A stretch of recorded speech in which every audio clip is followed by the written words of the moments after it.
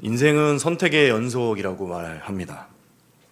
지금 우리의 모습은 과거의 수많은 선택들의 결과입니다. 앞으로 기대하는 모습을 이루기 위해서 또 우리는 수많은 선택들을 하면서 살게 될 것입니다. 가만히 생각을 해보면 때로는 잘못된 선택으로 인해서 어려움을 당하기도 했고요. 또 먼 길을 되돌아오기도 했던 것이 바로 우리들의 인생길입니다.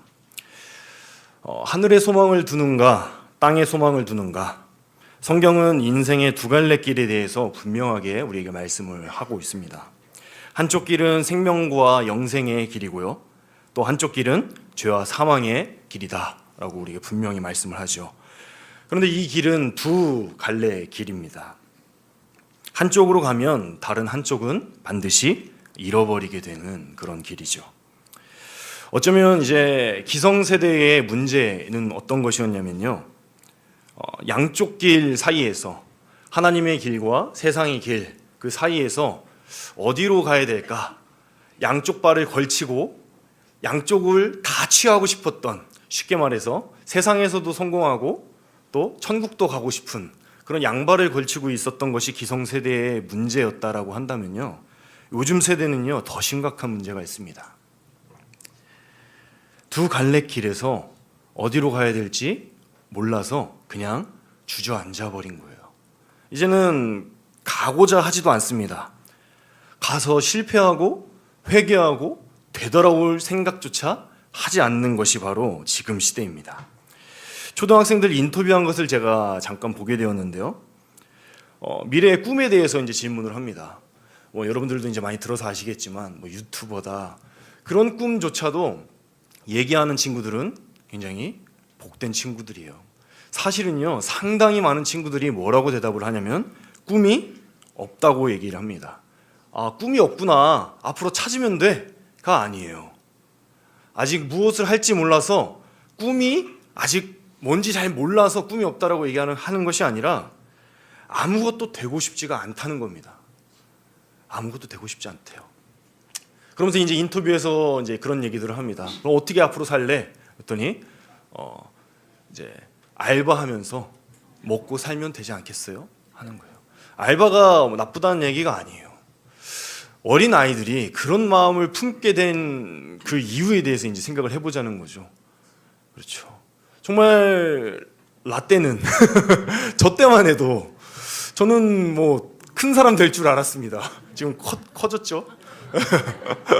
한 꿈은 이룬 것 같아, 한쪽은 이룬 것 같은데 그때만 해도 이 정도는 아니었다는 얘기죠. 본인의 수준과 상관없이 다 대통령, 과학자, 그렇잖아요. 그러면서 이제 조금씩 나이가 들어가면서 자각하게 되면서, 아, 내가 대통령감은 아니구나 하면서 이제 그 꿈들을 조금씩 포기해가면서 현실적인 꿈을 찾아갔던 것이 어쩌면 우리들의 상황, 우리들의 모습이었는데요, 지금은 그렇지 않다는 거예요. 시작조차 하지 않고 있는 시대에 살고 있습니다. 왜 그럴까? 가만히 생각을 해보면요, 왜 그럴까? 기초가 무너졌기 때문에 그래요. 기초가 무너졌습니다. 여러분, 지금 사회 문제가 얼마나 심각한지 아십니까? 이제 우리 유치동부 친구들 수련회를 가게 되는데요, 우리 유치동부 학부모님들 중에 그러신 분은 없을 거라고 저는 믿습니다. 예를 들어서 슬리퍼는 금한다, 이렇게 가정통신문을 씁니다. 이번 수련회에 슬리퍼는 금합니다. 여러분, 그러면 어떻게 해야 됩니까? 슬리퍼를 안 가져와야죠. 금한다 하니까 금자가 들어갔죠. 그러니까 좋은 거구나. 실제 상황입니다, 여러분. 실제 상황이에요.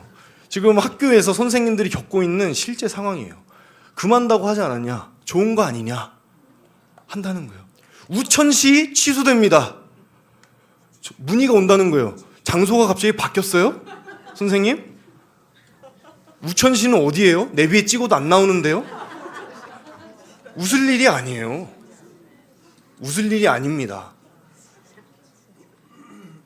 지금 얼마나 기초가 무너졌냐면 그 정도라는 거예요. 기초 학력은 엄청 올라갔죠. 고등학생까지 기본교육이고 기초 교육을 받지 못한 사람들이 거의 없는 우리나라입니다. 문맹률도 굉장히 낮고요. 정말 좋은 나라죠. 그런데 왜 이럴까요? 공부를 왜 어떻게 했길래 이렇게 되었을까요? 우리의 가르침의 결과 아닙니까? 기성세대가 그렇게 가르친 거 아닙니까? 수능을 위하여 공부했고 수능 점수만을 위해서 공부를 해온 지금의 모습이 결과가 그렇게 나타나는 거 아닙니까? 우천시가 어디냐고요? 문학이 사라지고 기초가 무너진 이런 시대 가운데 어떻게 참 뭐라 할 말이 없는 그런 시대 가운데 우리가 지금 살아가고 있다는 거예요. 그런 시대 가운데 태어난 지금의 아이들은요, 이제 아무것도 되고 싶지 않은 그런 인생을 지금 살아가고 있습니다. 제가 이제 설교를 준비하면서 한 가지 재밌는 그 시대 차이를 발견하게 됐는데요. 여러분 월차 아시죠? 월차라는 게 있습니다. 자, 여기서 이제 딱 시대 차이가 나요. 자, 월차는 내 건데 내가 쓰고 싶을 때 쓰면 된다. 손 들지 마세요. 내가 쓰고 싶을 때 쓰면 된다 하시는 분들이 계시죠. 그리고 또 다른 분들은 이렇게 생각합니다. 회사의 상황에 맞게 다른 사람들에게 피해를 주지 않는 범위 내에서 쓰면 된다. 자, 이렇게 생각하시는 분들도 또 계십니다. 대체로 지금 두 번째 얘기할 때 어르신들이 많이 끄덕이셨어요. 자, 그것이 지금 사회 문제죠. 월차가 내 거고 내 자유인데 왜 뭐라고 하냐 하는 그런 지금 이후의 시대 사람들과 기성세대, 그래도 회사의 상황들을 고려하고 주변 사람들에게 피해를 주지 않는 범위 내에서 사용해야 되지 않냐 하는 그런 기성세대, 무엇이 잘못됐다 잘됐다라고 말씀을 드리려는 것이 아니라요, 그냥 이제는 기초가 사회 기반이 무너져 버리고 자기 자신의 것을 자기가 지켜내지 않으면 그 누구도 지켜주지 않는 시대 속에서 살아가고 있기 때문에 이런 결과들이 나오고 있는 거예요. 지켜줬으면 이런 결과가 나왔겠습니까? 아, 정말 회사를 위해서 열심히 일하는구나, 쉬고 와. 지켜줬으면 그렇게 추구하겠습니까? 그렇지 않다는 거예요. 자기의 것, 자기의 안위, 자기의 평안을 지키기 위해서 애쓰고 노력하고 심지어는 남의 것을 빼앗고 올라서지 않으면 그렇게 유지할 수 없는 시대 속에 살아가고 있다 보니까 이제는 그런 사회의 어떤 기초나 어떤 덕목들, 그런 윤리들이 필요가 없어진 그런 시대에 우리가 살아가고 있다는 거예요. 제가 왜 이렇게 장황하게 서론을 말씀드리냐면 오늘 본문의 말씀이 바로 그런 시대를 조명하고 저격하고 있기 때문에 그래요. 여러분, 기초는 너무도 중요하죠. 신앙생활의 기초는 무엇일까요? 신앙생활의 기초는 무엇인가요? 말씀. 네. 또 한 가지 있습니다. 무엇일까요? 기도이죠. 말씀과 기도입니다. 말씀과 기도. 엘리야는 참으로 위대한 선지자죠. 그런데요, 엘리야의 사역을 쭉 살펴보면 정말 선지자들의 종합판이라고 할 수 있을 정도로 수많은 기적들을 행했던 사람이에요. 어떻게 이렇게 귀한 사역들을 감당할 수 있었을까? 엘리야를 쭉 묵상을 해보잖아요. 그러면 그의 비결은 딱 두 가지로 종합해서 말할 수 있습니다. 말씀과 기도입니다. 우리는 엘리야의 결과를 바라죠. 엘리야와 같은 믿음, 엘리야와 같은 능력. 나에겐 왜 그런 믿음이 없지? 나에게는 왜 그런 능력이 없지? 우리는 우리 자신을 그렇게 한탄하곤 합니다. 그리고 또 우리 자녀들에게도 그렇게 생각을 하죠. 그런데요, 엘리야가 그런 사람이 될 수 있었던 이유는요, 바로 신앙의 기초인 말씀과 기도의 사람이었기 때문이라는 사실을 우리가 기억을 해야 됩니다. 기초의 중요성은 아무리 강조해도 지나치지가 않습니다. 건물을 높이 지으려면요, 기초를 어떻게 해야 될까요? 깊이 파야 됩니다. 건물을 높게 짓기 위해서는 기초를 깊이 파야 돼요. 손흥민 선수 이야기가 가장 많이 요즘에 나오죠. 손흥민 선수는 스트라이커인데 골을 넣어야 되는 사람인데요, 슛 연습을 18살부터 했다고 하죠. 그 전까지는 이제 기초적인 훈련들을 해온 거예요. 기초가 얼마나 중요할까요? 요리사가 꿈인데 여러분, 칼질 연습을 안 하면 어떻게 되겠습니까? 칼질은 못하는데 간은 잘 봐. 그럼 요리사가 될 수 있을까요? 아니요. 세상은 그렇게 용납해주지 않죠. 설거지부터 해야 되는 거 아닙니까? 그것이 기초죠. 여러분, 기초는요, 고단하고 힘든 거예요. 그리고 할 수 있다면 빨리 건너가고 싶은 거죠. 우리 아이들이 공부하기 힘든 이유가 바로 거기 있지 않습니까? 공부는 무엇이죠? 원리를 이해하고 문제 해결 능력을 키우는 것이 공부인데요. 우리 아이들은요, 답을 빨리 찾고 싶어 하죠. 그러니까 기초는 어떻게 하는 거예요? 넘어가요. 그리고 답을 구하는 요령을 터득하게 되는 거죠. 그러면 나중에 이제 피 보는 거예요. 기초가 그런 겁니다. 대기만성, 이런 말 많이 듣습니다. 우리 교회 안에서 이 말을 어떻게 쓰냐면요, 눈앞에 당장 보이지 않는, 성과를 보이지 않는 그런 조금 교회를 떠난 자녀들을 향해서 위로 차원에서 하는 말 정도로 이 말을 사용하죠. 나중에 다 잘 될 거야. 엄마 아빠 힘들게 한 애들이 나중에 더 효도해 하면서 그런 식으로 표현을 하곤 하죠. 그런데요, 대기만성의 의미는요, 큰 그릇은 늦게 완성된다라는 거예요. 왜 늦게 완성될까요? 반죽부터 오래 걸립니다. 반죽부터 오래 걸리고요, 또 가마에 들어가서 구워지는 데에도 시간이 오래 걸린다는 얘기예요.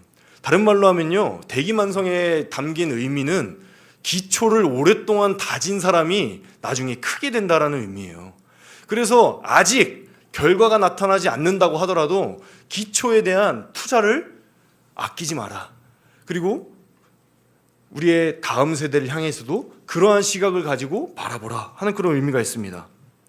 신앙생활의 기초는 단연 말씀과 기도입니다. 여러분, 우리는 모두가 그리스도인이 꾸민 사람들이에요. 그렇기 때문에 이 자리에 나와 있습니다. 그런데 말씀과 기도 어디에 있습니까? 언제까지 우리는 우리의 믿음 없음을 한탄하고 또 상황을 탓하고 세상을 탓하고 주저앉아가지고 주일에 이렇게 예배를 통해서 주시는 이 말씀 짧은 한 절 가지고 일주일을 위로 삼고 견디며 겨우겨우 그렇게 이겨내는 삶을 반복하겠습니까? 언제부터 말씀과 기도가 신앙생활에서 어려운 일이 되었습니까? 말씀과 기도는 이제 제자반 정도 해야 하는 겁니까? 오늘 엘리야는요, 우리들에게 명확한 메시지를 던져주고 있습니다. 엘리야는 이제 신약의 세례 요한으로 이제 비유되는 사람이죠. 말라기 4장 5절 6절 말씀에 보면요, 이렇게 얘기하고 있습니다. 네. 보라, 여호와의 크고 두려운 날이 이르기 전에 내가 선지자 엘리야를 너에게 보내리니 그가 아버지의 마음을 너희에게로 돌이키게 하고 자녀들의 마음을 그들의 아버지에게로 돌이키게 하리라. 돌이키지 아니하면 두렵건대 내가 와서 저주로 그 땅을 칠까 하노라 하시니라. 이렇게 말씀을 하고 있죠. 여러분, 엘리야의 사명은요, 돌이키게 하는 것이었습니다. 돌이키게 하는 것. 그리고 엘리야는 사명을 다하고 승천했죠. 그리고 이 말라기에서는 또 엘리야를 보내겠다라고 예언을 합니다. 암흑기가 흐른 뒤 말씀대로 엘리야가 이 땅 가운데 옵니다. 누가복음 1장 17절 말씀입니다. 그가 또 엘리야의 심령과 능력으로 주 앞에 먼저 와서 아버지의 마음을 자식에게 거스르는 자를 의인의 슬기에 돌아오게 하고 주를 위하여 세운 백성을 준비하리라. 주의 오실 길을 예비하라 하고 보낸 선지자 세례 요한을 들어서 하시는 예언의 말씀입니다. 그 세례 요한을 지금 표현하고 있는 말씀이요. 예수님은 이렇게까지 말씀을 하고 있습니다. 마태복음 11장 14절 말씀이에요. 만일 너희가 즐겨받을진대 오리라 한 엘리야가 곧 이 사람이니라. 세례 요한의 말씀을 너희들이 즐겨받을진대 바로 구약 성경에 예언되었던 그 엘리야, 다시 보내주겠다 한 사람이 바로 이 세례 요한이다 라고 예수님께서 구약의 말씀을 풀어서 말씀해 주시는 거예요. 엘리야의 사명은요, 그러니까 예수님이 오시기 전에 이 하나님의 선택받은 백성들을 하나님께로 돌아오게 하고 회복하게 하는 그 사명을 받은 사람이라는 거예요. 엘리야는 그래서 이 사명을 감당하기 위해서 자신의 인생을 통틀어서 이 사역들을 감당했던 사람입니다. 자, 그래서 이러한 사명을 감당하고 있는 이 엘리야가 지금 이 시대 가운데에 심판을 앞두고 있는 이 시대 가운데 살아가고 있는 우리들에게 이렇게 말씀을 하고 있는 겁니다. 열왕기상 18장 21절 오늘 본문의 말씀입니다. 우리 함께 다시 한번 읽어보겠습니다. 엘리야가 모든 백성에게 가까이 나와 이르되 너희가 어느 때까지 둘 사이에서 머뭇머뭇하려느냐.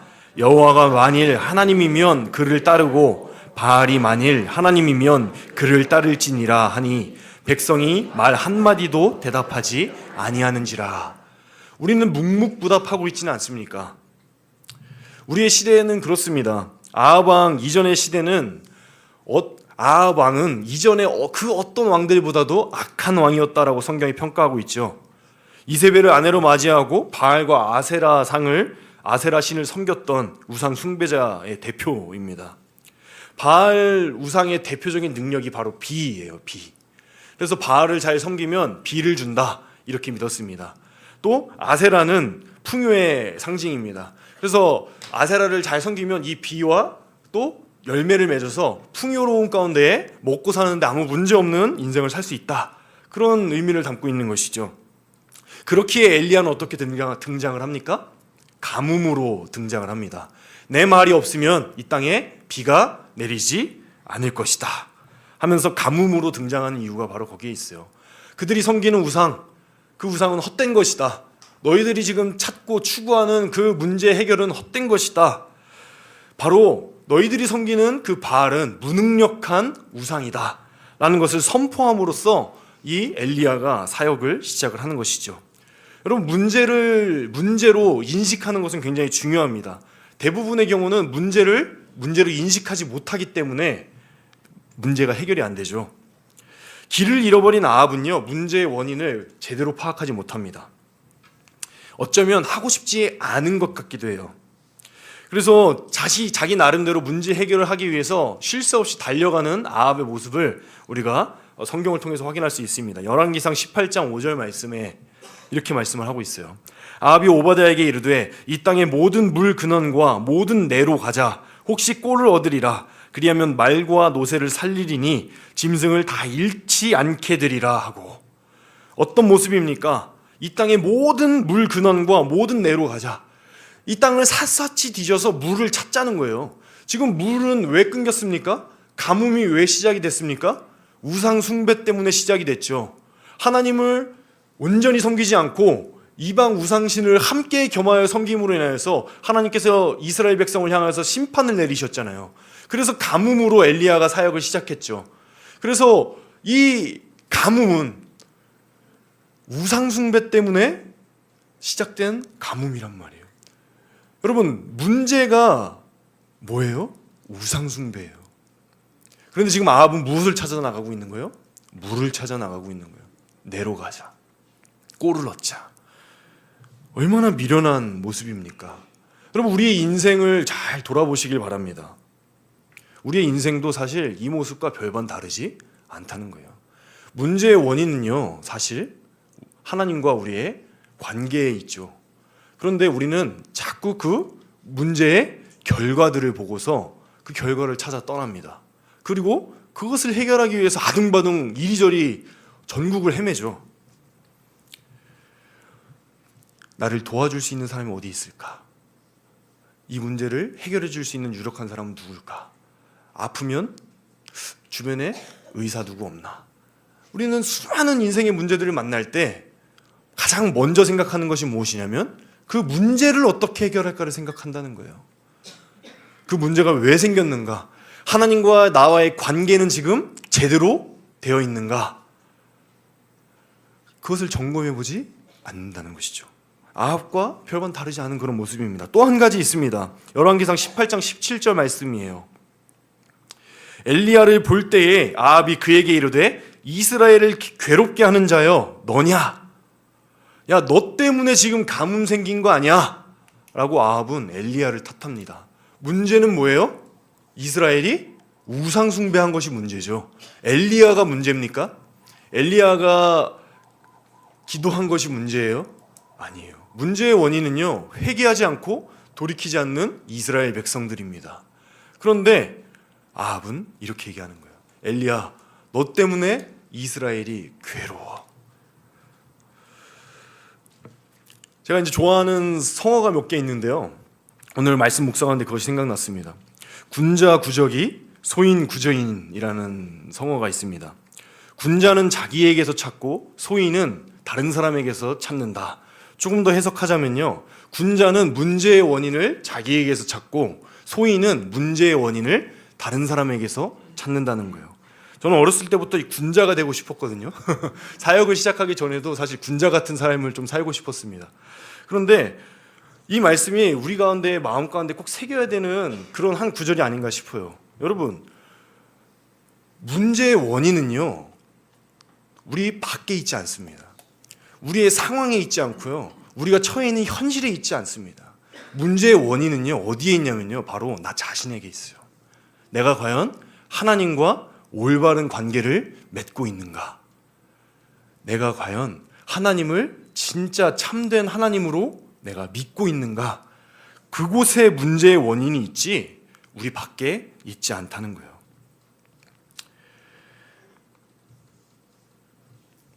문제가 생기면 문제를 해결하기 위해 이리저리 헤매이는 인생, 너무도 불쌍한 인생 아닙니까?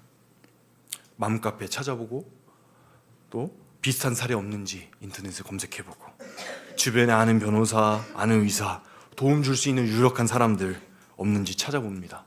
그게 뭐가 잘못됐냐고요? 네, 하나님보다 먼저 찾는 것이 잘못된 거예요. 그것이 우상숭배라고 오늘 엘리야는 우리에게 말씀해주고 있는 것입니다. 믿음은 우선순위입니다. 우선순위.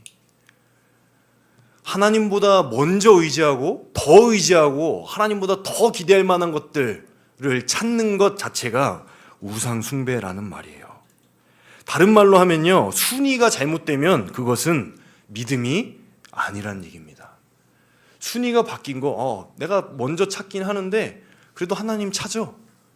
바로 아합 시대의 이스라엘 백성들이 찾는 그 모습이 그런 모습이에요. 순위가 바뀐 것은 믿음이 아닙니다. 부부관계도 그렇죠. 내가 당신을 사랑해. 그런데 두 번째로 사랑해. 그럼 그게 부부입니까? 아니에요. 첫 번째로 사랑해야죠. 하나님과 하나님의 백성, 우리 그리스도인들의 사이의 모습도 마찬가지입니다. 이스라엘의 죄, 아합의 죄는 바로 그것이에요.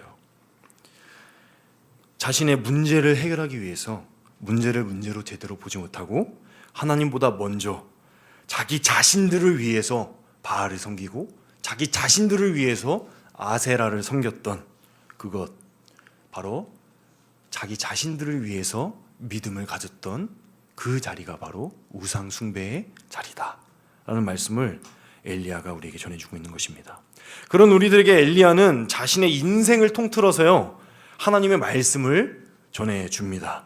그릿 시냇가 사건, 그리고 사르밧 과부 사건, 그리고 갈멜산 전투에서의 사건, 이 모든 스토리가 오늘 이 엘리야가 증언하고 있는 말씀의 모든 스토리들이 우리들에게 지금 이 말씀 한 가지를 전해주고 있는 거예요. 이걸 다 다루면 어떻게 될까요? 이따가 2부 예배 오시는 분들이랑 우리가 만나게 돼요. 그래서 이걸 다 다루진 못하고요, 17장부터 19장까지 한번 오늘 말씀을 들으시고 집에 가셔서 한번 쭉 천천히 읽어보셨으면 좋겠어요. 이런 스토리들이 있었는데 결국에 하나님의 말씀과 기도에 대한 말씀을 우리에게 주시는구나. 자, 그래서 엘리야의 이 스토리들, 엘리야가 겪었던 사건들에서요, 엘리야를 특징 지을 수 있는 몇 가지만 오늘 다뤄보려고 합니다. 엘리야의 특징, 첫 번째는요, 엘리야는 말씀의 사람이었다는 거예요. 엘리야는 말씀의 사람이었다. 결코 말씀보다 앞서지 않았고요, 결코 하나님의 말씀이 선포되어질 때 그 말씀에 토달지 않았던 사람이에요.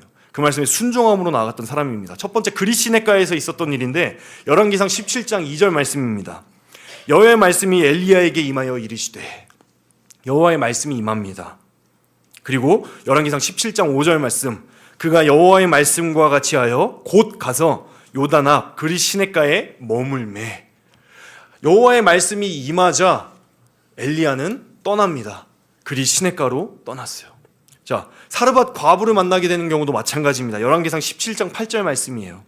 여호와의 말씀이 엘리야에게 임하여 이르시되, 여호와의 말씀이 임합니다. 이제 그릿 시냇가에서 더 이상 물을 찾지 못하게 되자 말씀이 임했죠. 이제는 물이 좀 있는 곳으로 보내려고 하시나? 그랬더니 이렇게 말씀하십니다. 17장 10절 말씀. 그가 일어나 사르밧으로 가서 성문에 이를 때에 한 과부가 그곳에서 나뭇가지를 줍는지라. 이에 불러 이르되 청하건대 그릇에 물을 조금 가져다가 내게 마시게 하라. 이제 고생길 좀 편하 했더니 어디로 가라고 말씀하십니까? 사르밧에 있는 과부에게 가라고 말씀을 하시는 거예요. 우리 상식적으로 생각하면은 삐질 수 있죠. 아니, 하나님 말씀 전하다가 이렇게 정말 물도 없는 곳에서 헤매고 있는데 이제 좀 편하게 해주셔야 되는 거 아닙니까?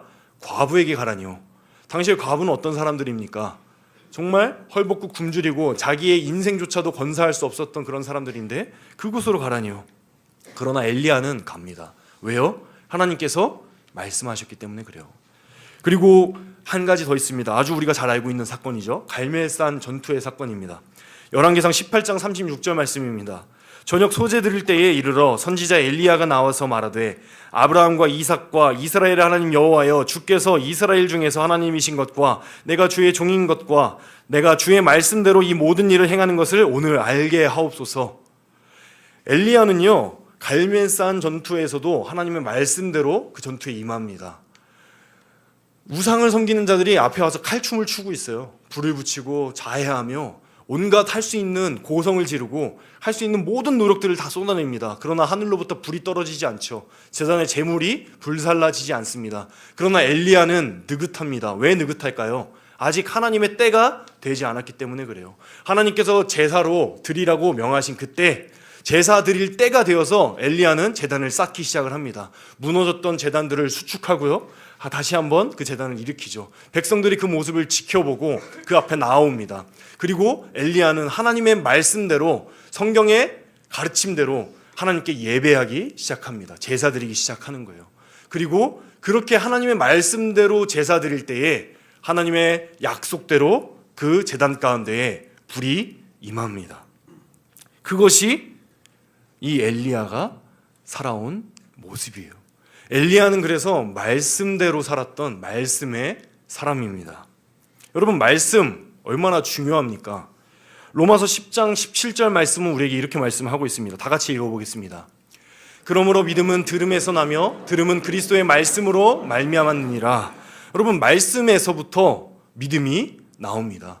믿음은 들음에서 나고요, 들음은 하나님의 말씀입니다. 다른 것 듣는 것이 아니라 말씀에서부터 믿음이 난다는 거예요. 나는 왜 이렇게 믿음이 없지? 나는 왜 이렇게 약하지? 나는 왜 맨날 이렇게 흔들리지? 왜 그럴까요? 말씀을 읽지 않아서 그런 거예요. 여러분, 말씀이 얼마나 소중한 겁니까? 우리 교회가 흔히 개신교회라고 하죠. 개신교회는 종교개혁 이후에 개혁된 교회를 뜻하는 그런 말입니다. 개혁된 교회의 가장 중요한 가치는 무엇일까요? 바로 말씀입니다. 종교개혁이 일어났던 당시에 슬로건이 한 가지 있는데, 가장 중요한 슬로건은 무엇이었냐면 말씀을 성도에게로입니다. 말씀을 성도에게로. 왜 그랬을까요? 당시 카톨릭이 이제 라틴어로 성경을 주로 보았습니다. 그리고 미사를 지낼 때 라틴어로 미사를 하는 거예요. 여러분, 라틴어로 제가 지금 설교하면 알아들으실 분 계십니까? 네. 없어요. 아무도 없단 말이에요. 그럼 그곳에 말씀이 있습니까? 없어요. 행위만 남는 거예요. 내가 이 장소에 왔다, 드렸던 그 행위만 남게 됩니다. 그 어떤 말씀도 가질 수가 없게 되는 것이죠. 그래서 종교개혁이 일어나는 거예요. 하나님의 말씀을 성도들에게 돌려주자. 왜? 우리가 예수 그리스도를 통하여 하나님 앞에 직접 나아갈 수 있는데 왜 이것을 막느냐 하면서 우리에게 돌려준 것이 바로 말씀인 거예요. 그것이 종교개혁이 우리에게 허락하시는 큰 가치입니다. 여러분, 그렇게 소중하게 우리에게 말씀이 돌아왔어요. 그런데 우리는 여전히 미사를 지내고 있지 않습니까?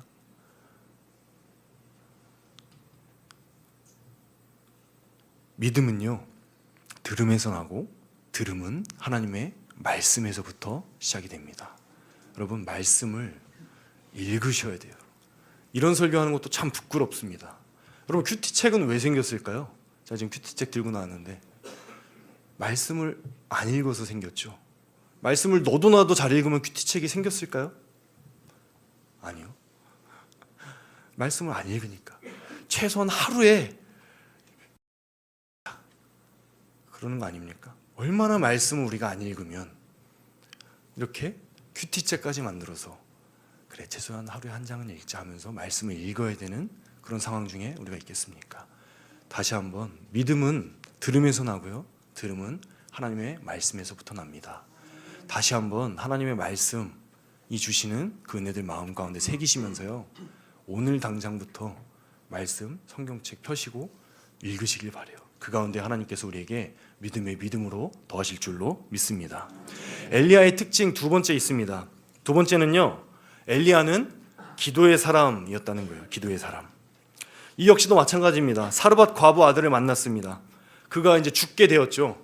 병에 걸려 죽게 되었을 때 원망을 듣습니다. 당신이 갑자기 내 앞에 나타나서 죄를 생각나게 하십니까? 그 죄로 인해서 우리 아들이 지금 죽게 되었습니다. 그렇게 말할 때에 엘리야가 부르짖어 기도합니다. 열왕기상 17장 20절 말씀이에요. 여호와께 부르짖어 이르되 내 하나님 여호와여 주께서 또 내가 우거하는 집 과부에게 재앙을 내리사 그 아들을 죽게 하셨나이까 하고 엘리야가 부르짖어 기도를 시작을 합니다. 이 아들 살려주십시오. 살려주십시오. 그때 하나님께서 어떻게 하십니까? 이 아들을 과부의 아들을 소생시켜 주십니다. 갈멜산 전투에서도 마찬가지예요. 열왕기상 18장 37절 말씀입니다. 여호와여 내게 응답하옵소서 내게 응답하옵소서 이 백성에게 주 여호와는 하나님이신 것과 주는 그들의 마음을 되돌이키심을 알게 하옵소서. 엘리야가 그렇게 기도할 때에 이 제단에 불이 임합니다. 그래서 그 기도에 응답이 일어나게 되죠. 마지막에 가뭄은 어떻게 해결이 됩니까? 가뭄. 처음에 엘리야가 가뭄으로 등장을 했죠. 그래서 내 말이 없으면 비가 이 땅 가운데 이슬도 내리지 않을 것이다. 그리고 이제 하나님이 되심을 모든 백성들이 알게 된 이후에 이제 엘리야가 이 가뭄을 해결할 때 어떻게 해결을 하느냐? 열왕기상 18장 42절 말씀이에요.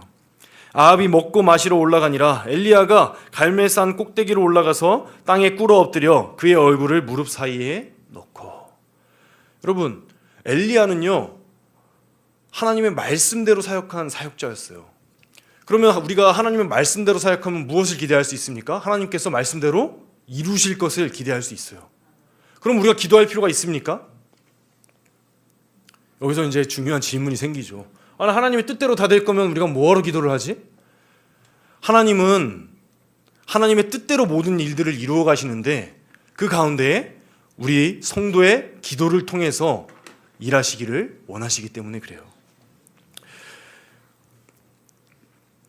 여러분, 홍수에 마실 물이 없다라는 말이 있습니다. 성도님들과 대화를 나누다 보면요 바야흐로 유튜브 전성시대예요. 나는 어떤 목사님 설교를 듣는다. 또 누구 목사님 말씀이 되게 좋다. 참 그런 얘기를 들을 때면은 숨고 싶어요. 지금 이것도 이제 유튜브에 올라가겠죠?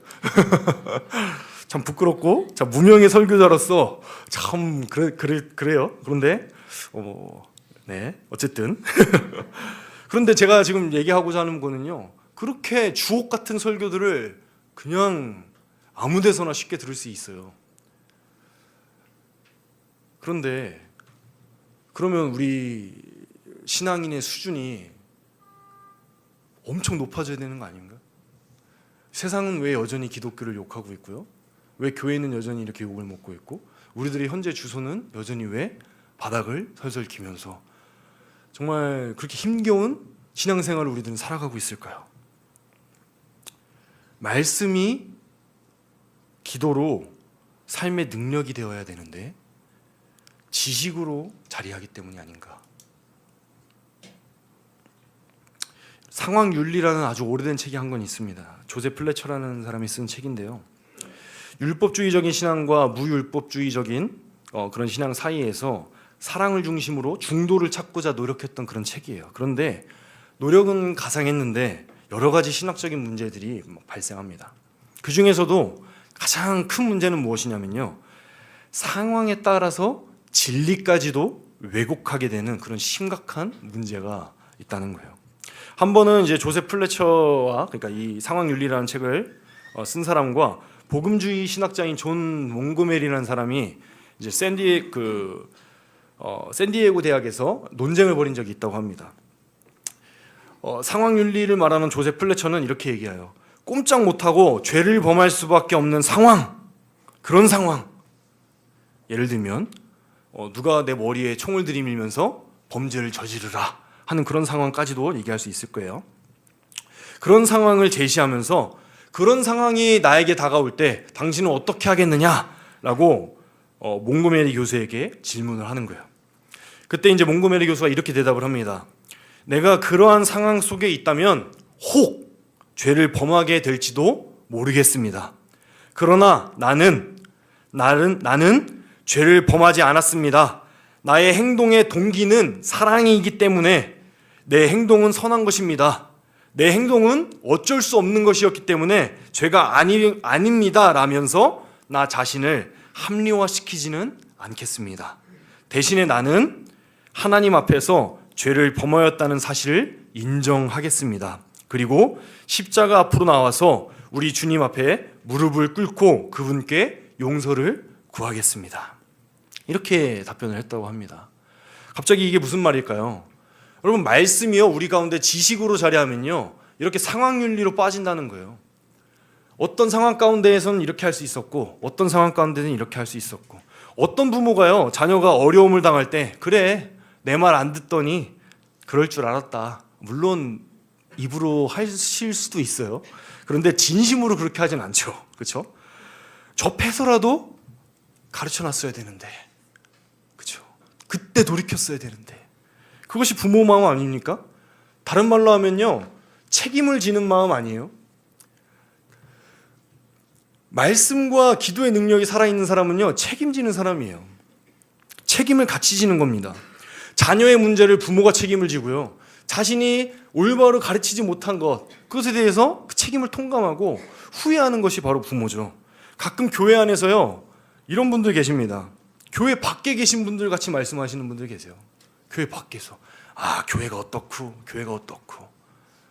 물론 우리들이 성찰해야 됩니다. 우리 교회의 모습 지금 성경대로 잘 가고 있는지 성찰해야죠. 돌아봐야죠. 돌이켜야죠. 회개해야죠. 그런데 제가 지금 드리는 말씀은 어떤 말씀이냐면 책임져야 된다는 얘기예요. 우리가 이 교회 안에서 함께 교인으로서 함께 공동체로서 살아간다는 것은 무엇이냐면요, 교회 밖에서 나는 마치 그렇지 않은 사람인 것처럼 이것은 옳은 것이 이거고 이것은 옳은 것이 이거고 그 상황에선 이렇게 했어야 되고 저 상황에선 이렇게 하는 것이 더 옳지 않았느냐라고 말하기 이전에 먼저 그 책임을 통감하고 회개하며 하나님의 말씀과 하나님의 능력으로 그 말씀을 살아내지 못한 우리의 모습을 회개하며 나가는 그 모습이 바로 우리 교회 안에 지금 필요한 모습이 아닌가. 엘리야는 그렇게 말씀을 하고 있는 겁니다. 왜? 말씀과 기도의 사람 엘리야는 그렇게 했기 때문에 그래요. 그는 비가 오지 않기를 기도했습니다. 여러분, 비가 오지 않기를 기도했다, 성경에 한 절 쓰여 있으니까 우리는 그냥 읽어 넘기죠. 와, 하나님의 말씀대로 기도한 사람이구나. 여러분, 비가 오지 않기를 기도했다는 말, 지금 우리식으로 말하면 어떻게 말할 수 있는지 아십니까? 한국 경제가 무너지도록 기도했다. 여러분, 기도할 수 있겠습니까? 기도할 수 있으시겠습니까? 그것이 하나님의 뜻이라고 한들 그것을 기도할 수 있겠습니까? 없어요. 그런 정도의 무게를 가지고 있는 기도라는 거예요. 그러나 엘리야는 했습니다. 왜요? 자기가 지은 죄도 아니고 이 이스라엘 백성들이 지은 죄를 함께 짊어지기 위해 그 고난에 동참한 것이 바로 엘리야예요. 경제가 무너지면 누가 손해를 봅니까?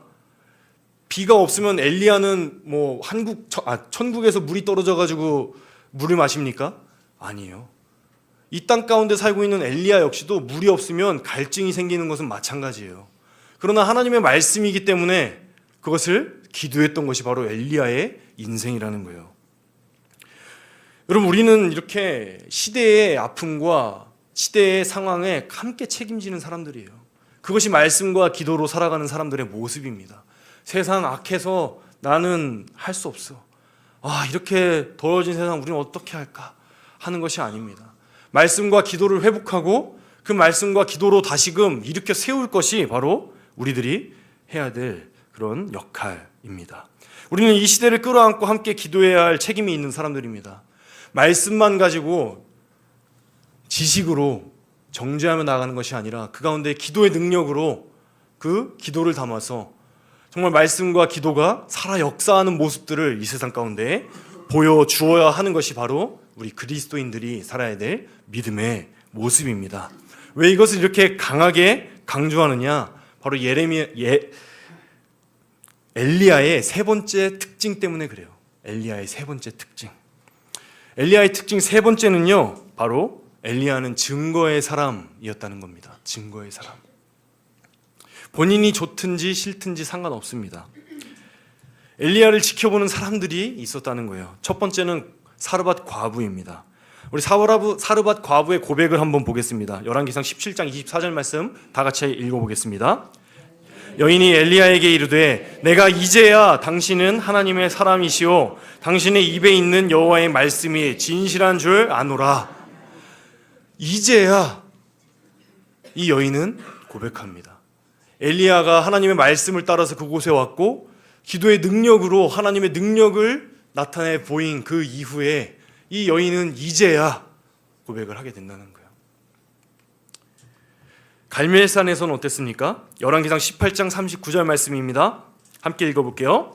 모든 백성이 보고 엎드려 말하되 여호와 그는 하나님이시로다 여호와 그는 하나님이시로다 하니. 하나님께서는 이 고백을 받아내십니다. 모든 백성이 보고 엎드려 말합니다. 그는 하나님이시다. 여호와만 참 하나님이시다. 엘리야의 이름과 같이 여호와만 참 하나님 되심을 이렇게 증거하게 되는 삶을 산 것이 바로 이 엘리야의 삶의 모습입니다. 마지막으로 여러분들께 드리고 싶은 질문은 이것입니다. 인생의 두 갈래 길에서 하나님의 길을 우리는 나타내며 살고 있습니까? 바로 어제 있었던 일인데요. 바로 이 자리에서 지금 이제 주황색 티를 입고 계신 분들이 이제 바로 그분들인데 영유아 유치부 성경학교가 있었어요. 거기에서 이제 바이블 탐험대라는 주제를 가지고 성경학교가 우리 아이들에게 있었습니다. 거기에 이제 바이블 탐험대하고 옆에 뭐라고 적혀 있었냐면요. 바이블 엑스페디션 해가지고 영어로 적혀 있었던 거예요. 저희 집 큰딸이 이제 질문을 딱 하는데 이거 영어로 읽을 수 있냐라는 질문이었어요. 근데 저희 집 큰딸이 이제 손을 들더니 그걸 영어로 읽는 거예요. 제가 저 뒤에 방송실에 있었는데요. 저 뒤에 있었기에 망정이지 앞에 있었으면 너무도 후회스러운 일을 할 뻔했습니다. 아마 이렇게 설교를 준비하지 않았다면 이게 뭔 잘못이지? 뭐가 잘못된 건지도 모르고 넘어갔을 일이에요. 문제가 뭔지도 모른 채 아합처럼 그냥 살아갔겠죠. 제 안에 들었던 질문은 이것입니다. 이게 그렇게 좋은 일인가? 제가 진짜 좋았어요. 저 뒤에 앉아가지고 애가 영어를 딱 얘기를 하는데 너무 신이 나는 거예요. 영어 우리 젊은들은 인생의 짐 아닙니까? 그렇죠? 이거 기본이라고 하는데 이거 엄청난 짐이거든요. 그 짐을 우리 아이가 조금이라도 더 이렇게 잘 짊어진다라는 그런 생각이 드니까 마음이 너무 좋은 거예요. 그런데 금방 고민이 든 이거 불교 용어인데 번민이 찾아왔습니다. 이게 지금 좋은 일인가? 이게 좋은 일인가? 좋은 일이죠. 좋은 일이죠. 그런데 제 안에 든 질문이 이거예요. 말씀을 암송할 때 내가 이렇게 기뻐했었나? 하는 질문이 제 안에 듭니다. 우리 아이가 찬양을 그렇게 열심히 부를 때 내가 그렇게 기뻐했었나? 칭찬해줬죠. 와, 너 진짜 찬양 잘한다. 암송 진짜 잘한다. 내가 그렇게 기뻐했었나? 질문이 듭니다. 뭐 이건 제 속마음이니까 어떻게 보면 괜찮다 할 수도 있을 것 같아요. 진짜 아차 싶은 것 그리고 진짜 다행이다 싶은 것은요, 제가 저 안에 있었다는 거예요. 만약에 그 순간에 제가 저의 딸과 눈이 마주쳤다면 돌이킬 수 없었을 것 같아요. 여러분, 우리 자녀들은요 부모의 눈을 봅니다. 그리고 부모의 속마음을 꿰뚫어 봐요. 우리 아이들은요 부모의 모든 것을 보고 모든 것을 다 느낍니다. 여러분 입에서 나오는 말, 엄마 아빠는 너가 교회에 갈 때 가장 행복해. 엄마 아빠는 다 필요 없어. 너가 하나님만 믿으면 돼. 라는 그 부모의 말을 들을 때요, 아이들은 부모의 입술을 보는 것이 아니라 부모의 눈을 봅니다. 그리고 느낍니다. 그 눈빛이 시험 성적을 잘 받아왔을 때 기뻐하시는 그 부모의 눈빛과 비교해서 약하면 우리 아이들이 어떻게 생각할까요? 그 부모의 입에서 나오는 말 아무 능력 없는 말이 됩니다. 우리 아이들은 그냥 엄마 아빠는 말로는 하나님을 가장 잘 섬기라고 얘기하면서 내가 세상에서 성공할 때 더 기뻐하시겠구나. 우리 아이들은 그렇게 생각하게 돼요. 그것이 아이들에게 주신 하나님의 은사고 그것이 아이들의 본능입니다. 그래서 우리의 부모들, 우리 믿음의 선배들에게는 그래서 책임이 있습니다.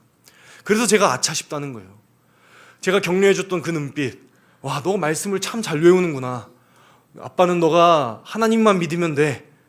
할 때의 그 눈빛과 비교할 수도 없이 기뻤던 바이블 엑스페디션 할 때 제가 눈빛이 와 했던 그 눈빛, 그것이 정말 비교할 수 없는 그 눈빛을 들키지 않아서 너무 다행이라는 거예요. 여러분, 우리는 말씀과 기도로 살아내야 됩니다. 그런데요, 우리 아이들은 우리의 모습을 주목해보고 있어요. 엘리야는요, 그 좋든 싫든 그 모습을 감당했습니다. 그리고 그 열매를 맺은 사람이에요. 사르밧 과부, 이스라엘 백성들 모두가 하나님이 참 하나님이심을 보여주었던 사람들이에요. 우리가 그런 모습들을 먼저 회복하고 나타내 보여주어야 합니다. 여러분, IMF 통닭 사건이라고 혹시 아십니까? 우리 제저반 훈련생들은 다 아는데요. IMF 통닭 사건이 있습니다. 저희 집이 IMF 때 망했어요. 그래서 이제 힘들게 이제 저희 부모님께서 이렇게 가게를 일으키시기 위해서 애를 많이 쓰셨습니다. 이제 그때가 한 3학년 정도 됐을 때인지 기억은 정확하게 나진 않습니다. 근데 얼마 전에 이제 아버지랑 식사를 하면서 그때 일을 이제 얘기를 나눌 기회가 있었어요. 그때 이제 서울 외곽에 있는 서울흥이라는 장소가 있었는데 그곳에 그 앞에 가면 포장마차 같은 데에서 전기구이 통닭을 팔아요. 저희 가족은 4명이거든요. 그리고 저는 그때나 지금이나 많이 먹어요. 그런데 통닭을 시켰는데 한 마리인 거예요. 전기구이 통닭은 가뜩이나 작죠. 그때 저는 눈치를 챘습니다. 아빠가 돈이 없구나. 돈이 없었어요. 그래서 전기구이 통닭 하나를 시켜놓고서 넷이서 먹는데 그때 제가 어떻게 먹었을까요? 전 지금도 기억이 나요. 눈치를 보지는 않았고요. 천천히 먹었어요. 왜냐면 이제 더 못 시켜주시면 이제 그 마음 아플까봐. 그래서 천천히 먹었어요. 그리고 배불렀어요. 저는 그것이 인생에서 아주 중요한 경험 중에 하나입니다. 왜 그것이 중요할까요? 돈이 없어도 행복했거든요. 돈이 없어도 행복했어요. 엄마 아빠랑 있었고 누나도 있었고 행복했습니다. 여러분, 돈이 없어서 불행하십니까? 우리 자녀들이 그런 모습들을 보면 우리 아이들은 어떤 생각들을 하게 될까요? 장례식장에서 우리는 이별을 합니다. 그러나 절망하진 않죠. 왜냐하면 우리는 다시 만날 것이고 또 소망이 있기 때문이에요. 그래서 잠시 이별은 슬프지만 그러나 절망하진 않습니다. 그러나 우리 자녀들이 그곳에서 절망하는 우리들의 모습을 본다면 우리 자녀들은 무슨 생각을 할까요? 엄마는 천국 가서 만난다 그래놓고 왜 저렇게 절망하지? 일이 뜻대로 계획대로 되지 않을 때 고통스럽죠. 얼마나 마음이 힘드십니까? 그런데요, 그럴 때 인정하고 받아들이는 그런 모습들 만약에 우리가 보인다면 우리의 자녀들, 우리 손주들 어떻겠습니까? 엄마 아빠는 어떤 믿음을 가지고 저런 인생들을 사실까? 궁금해하지 않겠습니까? 상황에 따라서 타협하는 예배가 아니라 예배를 제일 우선순위로 생각하는 부모의 모습. 말로만 예배가 최고야. 아빠는 예배에 나올 때 너가 제일 좋아. 말로만 그러는 것이 아니라 진짜 그 모습을 기뻐하는 그 부모의 모습들을 우리 자녀들이 보면 우리 자녀들이 뭐라 예배를 생각하겠습니까? 다음 세대는요, 그렇게 배우는 거예요. 지금 이 시대에 기초가 무너지고 기반이 없어져 버린 이 시대요, 다 우리 기성세대의 잘못입니다. 엘리야와 같이 우리는 그것을 끌어안아야 돼요.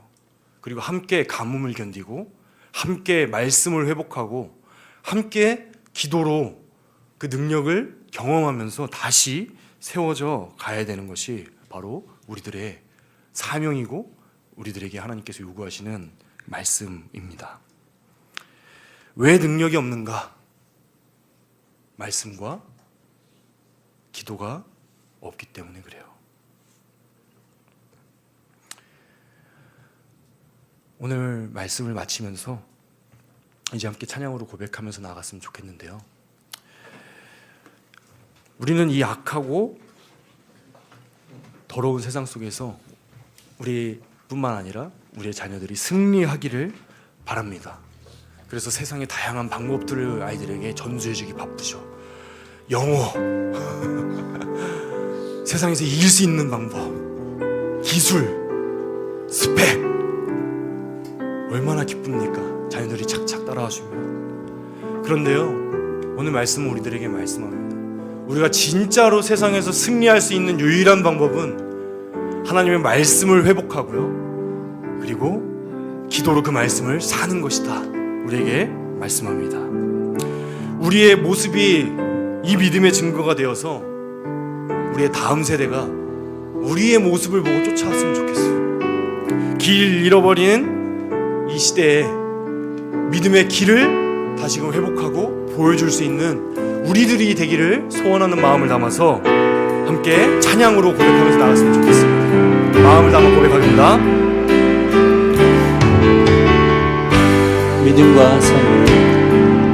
믿음과 삶을 살아내는 실력이 너무나 다른 내 모습을 볼 때에 이 모습도 주가 사랑하실까? 자신 없는 내 모습 그저 주님 앞에 있네.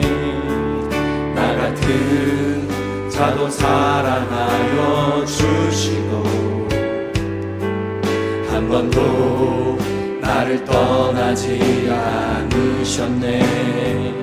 마음속에 주를 작게 여긴 날 꾸짖지 않으시고 내 손 잡아주시네. 오직 주님 안에 두려움 없네. 고난을 통해 날 만드심을 믿네.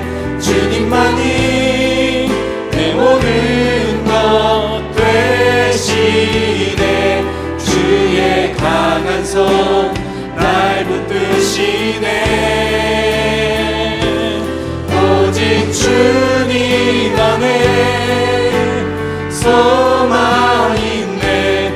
내 삶을 통해 영광 받으신 주님, 주님만이 내 모든 것 되시네.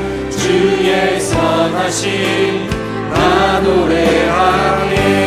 오직 주님만을, 오직 주님 안에 두려움 없네.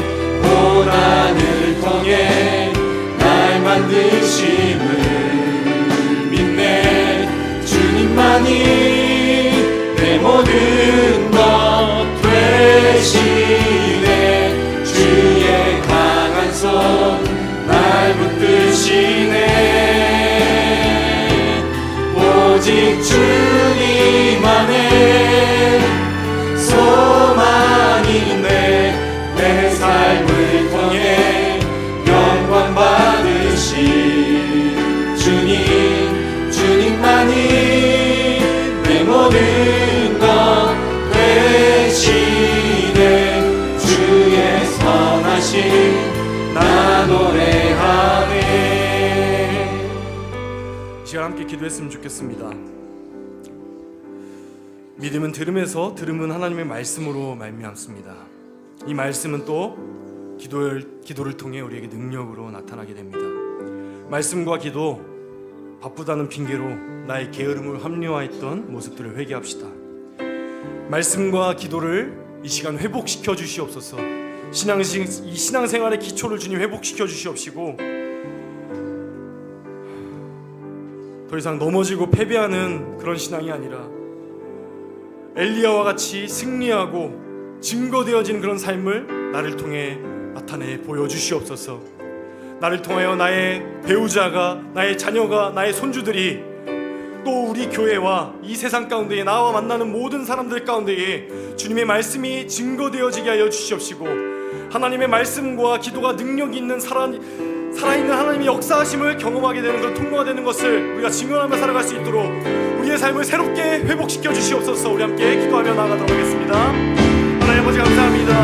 아버지 하나님, 우리는 세상에 살아가면서 세상에 수많은 문제들을 경험합니다. 그런 문제들을 맞닥뜨릴 때마다 우리가 생각하고 우리가 해결하는 그런 방법들은 무엇입니까?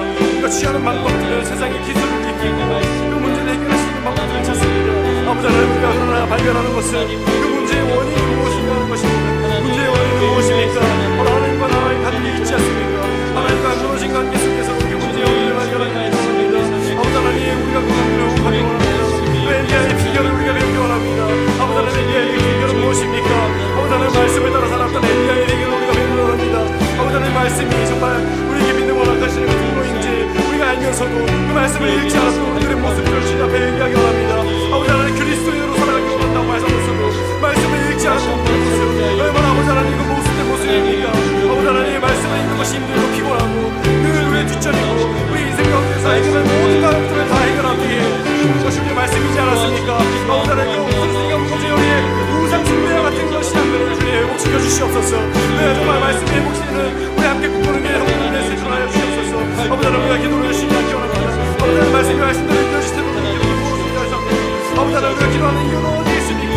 아버지 하나님, 하나님께서 우리가 말씀을 주시는 것이시오. 정말 우리 기도를 통해서 해주시기 원하시는 하나님의 그분이 있으면 아버지 하나님, 우리가 세상의 아픔과 세상의 상황들과 이런 현상들을 우리가 마음과 함께 주시옵시고, 그것들을 위해서 함께 기도하며 나아가는 우리의 함께 그들의 모든 성도들 낼 수 있도록 주님까지 주시옵소서. 그래, 우리의 삶 가운데에서 이 말씀과 기도가 능력으로 역사하고 나타나는 우리의 귀한 삶 될 수 있도록 주님 축복하시기로 주시옵소서. 우리 함께 계속해서 한 가지 기도 제목을 가지고 더 기도했으면 좋겠습니다. 단기 선교를 비롯해서 영유아부 성경학교, 또 앞으로 이제 유초동부, 중고등부, 대학 청년부 이르기까지 여름 사역들이 계획되어 있습니다. 그 모든 사역들 가운데 이 말씀과 기도가 살아 역사하는 그런 사역들 될 수 있도록, 그래 정말 이 짧은 기간이지만 성령의 충만하심으로 우리의 믿음의 다음 세대들이 말씀을 회복하고 주님 앞에 돌아와 기도로 능력을 살아내는 우리 믿음의 다음 세대들로 굳건히 설 수 있도록 해달라고 우리 함께 기도하며 나아가도록 하겠습니다. 하나님 아버지 감사합니다. 우리에게 허락하신 믿음의 다음 세대를 위해서 기도하기 원합니다. 아버지 하나님, 지금 여러분 정말 단기 선교를 떠나 있는 선교 팀으로부터 또 선교학교 중에 있는 영유아의 친구, 그리고 수련회를 떠나는 유초동부, 중고등부, 대청부에 이르기까지 아버지 하나님, 우리들이 이 모든 행사를 왜 하는지를 다시 한번 기억하기 원합니다. 아버지 하나님, 우리가 이 행사들을 하는 이유 정말 아버지 하나님의 말씀, 그리고 아버지 하나님 옆에 정말 기도로서 나아가기 위함에 있지 않습니까? 아버지 하나님, 그것들을 우리가 회복하기 원합니다. 주님, 우리의 가운데에서 충만함을 함께 해주셔서 이 말씀과 기도가 회복되어지는 그런 귀한 역사들을 경험할 수 있도록 하여 주시옵소서. 그래 아버지 하나님, 정말 아버지 하나님의 주신 그 말씀을 따라서 자동으로 진실한 것들은 우리 아이들이 갖게 하여 주시옵소서. 우리 믿음의 남자들이 갖게 하여 주시옵시며, 아버지 하나님, 기도하는 능력을 통하여서 아버지 정말 세상과 싸워서 승리를 경험하게 되는 우리 믿음의 남자들을 다 세워주시며 주시옵소서. 아버지 하나님, 그렇게 우리의 믿음의 남자들을 세워주시기 원합니다. 그들을 생각하고 원합니다. 주님 축복하여 주시옵시고 하여 주시옵소서. 주님 아버지 하나님께서 정말 그 말씀과 기도가 쓰러지는 하나님의 능력, 아버지 하나님의 사역들이 경험되어지는 이번 여름 사역들이 될 수 있도록 주님 축복하여 주시옵소서. 주님 아버지 하나님, 사랑과 주님, 우리 다 같이 일어나서 찬양하겠습니다. 주님, 제 마음이 너무 둔해서, 주님 제 마음이 너무 둔해서 주님을 볼 수 없습니다. 주님을 볼 수 없습니다. 이 땅에 속하여 이 땅만 보다가 주님 손을 놓쳤습니다. 나는 나그네로 왔는데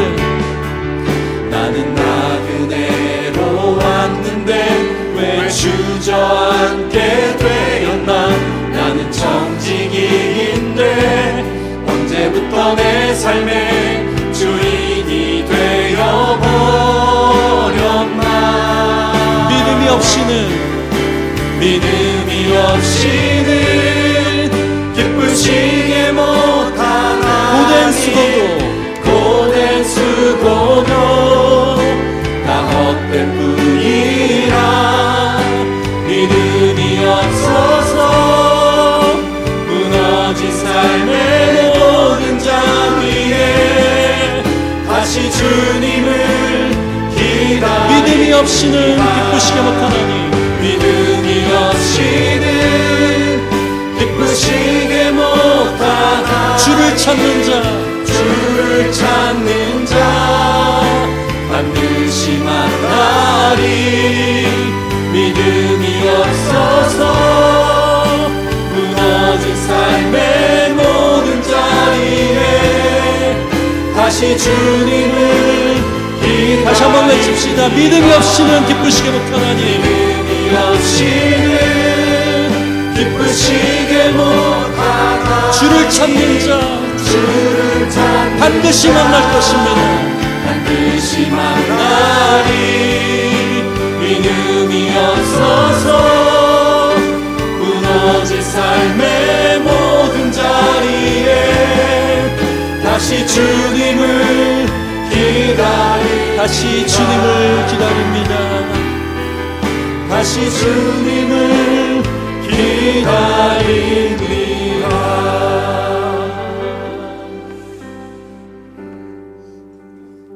무너진 우리들의 믿음을 회복시켜 주시옵소서. 하나님, 우리들 주님 앞에 간구하며 나아갑니다.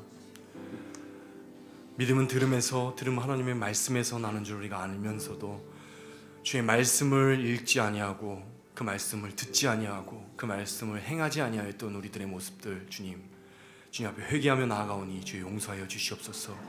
주의 말씀을 사모하게 하여 주시옵시고 주의 말씀을 묵상할 때 그 말씀들이 깨달아 알아지며 우리 삶의 변화로 나타나시는 그런 은혜들을 청용할 수 있도록 우리를 축복하여 주시옵소서. 기도하지 아니하였던 죄를 주님 앞에 고백합니다. 주님, 우리의 삶의 필요는 아뢰면서 우리의 정욕대로 쓸 것을 구하고 주님의 뜻을 구하지 아니하였던 우리들의 나약한 모습들 주님 앞에 회개합니다. 주님, 용서하여 주시옵소서. 주님, 우리들의 입술에서 나오는 기도의 제목들이 우리의 일용할 양식들에 있지 않게 하여 주시옵시고 하나님 나라와 그의 의를 구하는 그런 기도의 제목들이 우리의 입술 가운데 넘쳐 흘릴 수 있도록 주님, 우리 함께 꿈꾸는 교회 모든 성도들을 축복하시고 인도하여 주시옵소서. 아버지 하나님, 이렇게 우리 함께 꿈꾸는 교회가 말씀과 기도의 회복을 통하여 믿음 있는 공동체, 믿음이 드러나는 공동체, 다음 세대에게 믿음이 전수되어지는 그런 공동체가 되어질 수 있도록 우리를 사용하여 주시옵시고 우리를 회복시켜 주시옵시며 우리를 인도하여 주시옵소서. 사랑 많으신 예수 그리스도 이름으로 기도합니다. 이제는 우리 구주 예수 그리스도의 은혜와 하나님의 사랑과 성령의 역사가 주님만이 유일한 길임을 고백하며 그 길을 따라 살겠노라 다짐하는 우리 함께 모든 성도들 위해 그 가정과 함께 꿈꾸는 교회 위에 이제부터 영원까지 함께 하시기를 간절히 축원하옵나이다. 아멘.